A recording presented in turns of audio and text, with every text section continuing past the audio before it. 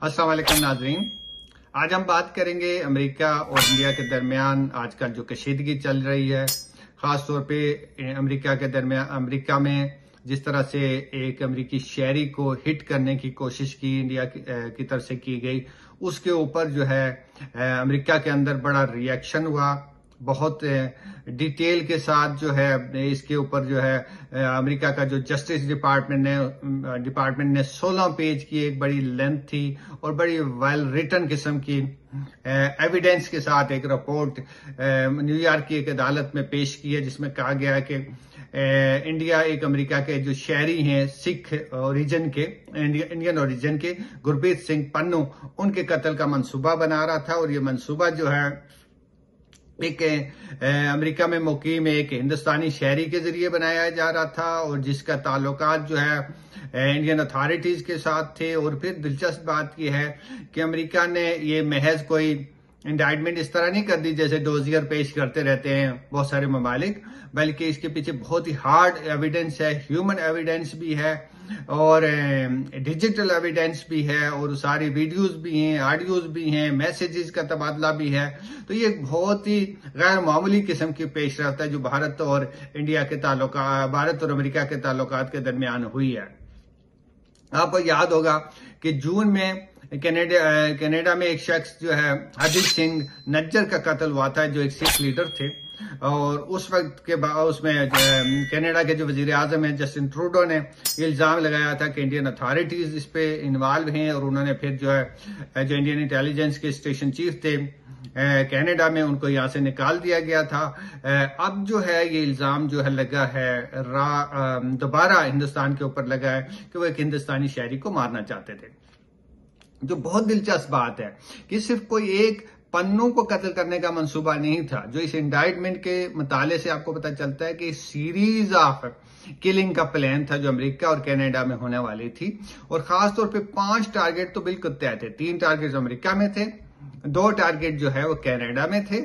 और उसके बाद अगर ये इसी मरले पे इसको इंटरप्ट ना कर दिया जाता तो मुमकिन है कि ये सीरीज जो है वो और ज्यादा आगे चलती और कहीं और लोग भी मारे जाते। हरदीप सिंह के मरने के बाद कनाडा ने बहुत शोर शराबा किया, कनाडियन गवर्नमेंट ने, लेकिन इंडिया ने बड़ा एग्रेसिव उसका जवाब दिया और कनाडा को एक तरह से जैसे उसने पसपा करने की कोशिश की और खुद कनाडा के ऊपर जो है एक तरह से अटैक हो गया कि वो जैसे सारा कसूर जो है वो कनाडा का है ना कि इंडिया का है। लेकिन इस मरले पे हम देखते हैं कि इंडिया ने एक बड़ी नरम सी और लचकदार पोजीशन अख्तियार की है और वो कह रहा है कि जी हम इन्वेस्टिगेशन करेंगे और ये करेंगे। लेकिन अमेरिका के अंदर ये डिबेट जो है बहुत खुल के सामने आ गई है कि भाई इंडिया एक रिलायबल काबिल भरोसा जो है वो पार्टनर नहीं है। और अगर वो अमेरिका के अंदर उसकी सोवरेंटी का ब्रीच करता है, वहां जाके अमेरिकी शहरियों के ऊपर हमला करता है, तो ये एक नाकाबिले यकीन अमेरिकियों के लिए एक बात थी। और खास तौर पे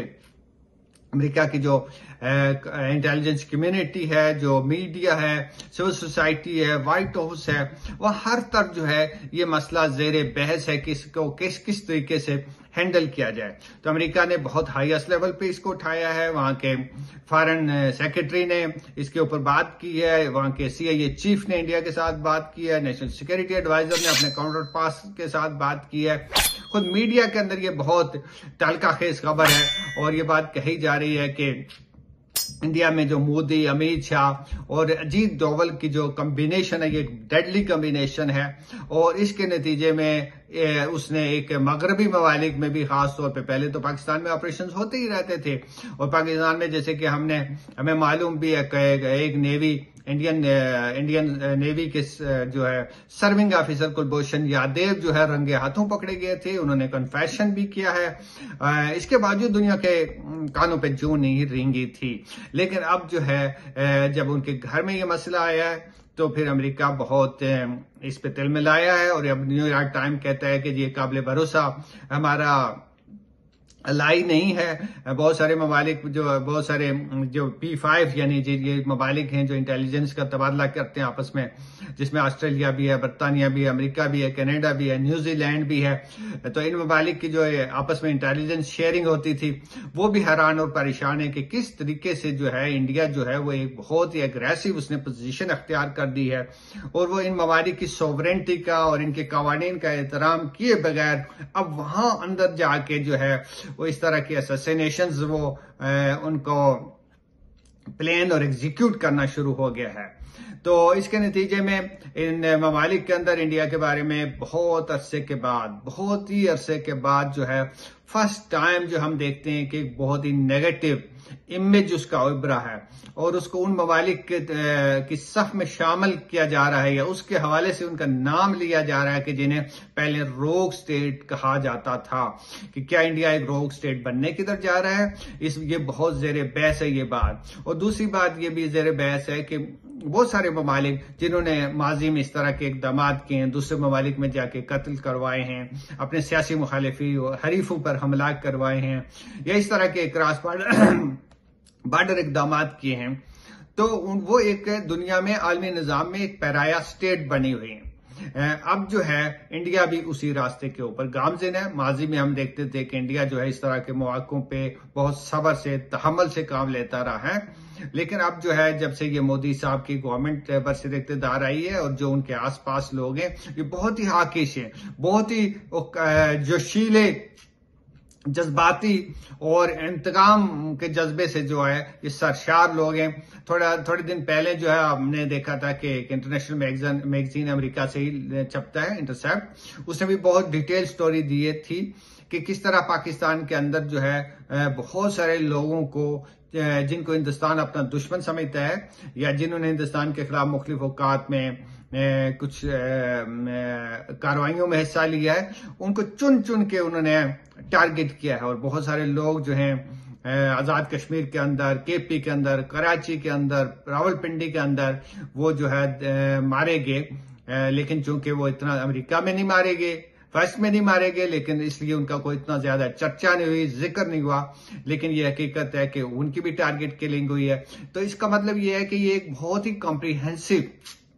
इंडियन अथॉरिटीज एक बहुत कॉम्प्रिहेंसिव प्लान के साथ चल रही हैं कि दुनिया भर में जहां जहां भी उनके मुखालिफिन रहते हैं, बसते हैं, वो उनको टारगेट करेंगे। तो अब अमेरिकियों की आंखें खोली हैं, पहली बार कैनेडियंस की आंखें खुली हैं, बरतानिया की भी आंखें खुली हैं, ऑस्ट्रेलिया भी चौकन्ना हो गया है, न्यूजीलैंड भी, और भी ममालिक जो है उनको एहसास हुआ है कि हिंदुस्तान के साथ जो हुआ है बिजनेस से एज यूजुअल नहीं है, बल्कि उनको बड़ा मुहतात रहना पड़ेगा। और जैसे मगरब में ये बात कही जाती है कि जमहूरी ममालिक जो है वो रिस्पॉन्सिबल होते हैं, वो एक्स्ट्रा जुडिशियल किलिंग्स में इन्वॉल्व नहीं हो सकते, और खासतौर पे वो एक दूसरे जो एलाइज होते हैं वो एक दूसरे की सरजमीन पे जाके इस तरह की कार्रवाइयां नहीं करते। तो इंडिया ने ये सारी चीजें करके वो मिथ जो थी उसकी कि वो एक जिम्मेदार मुल्क है और वो एक काबिल भरोसा जो है एलाई है, और खासतौर पे जो है वो चीन के खिलाफ अमेरिका का साथी बन के खड़ा होगा, तो वो नहीं कर सका। हिंदुस्तान अपने आप को इसके बहुत बरक्स साबित कर रहा है। उसको जो इस वक्त एडवांटेज आ रहा है वो ये है कि वो अमेरिका का एलाई है। अगर ऐसी कोई कार्रवाई चीन ने की होती, किसी और मुल्क ने की थी, तो उसको बहुत ही पब्लिक ह्यूमिलेशन का सामना करना पड़ता और उसके खिलाफ शायद इक़्तिसादी पाबंदियां और यूएन भी मुतारिक हो जाता। लेकिन हिंदुस्तान जिस तरह जा रहा है, जिस सफर पे वो गामजिन है,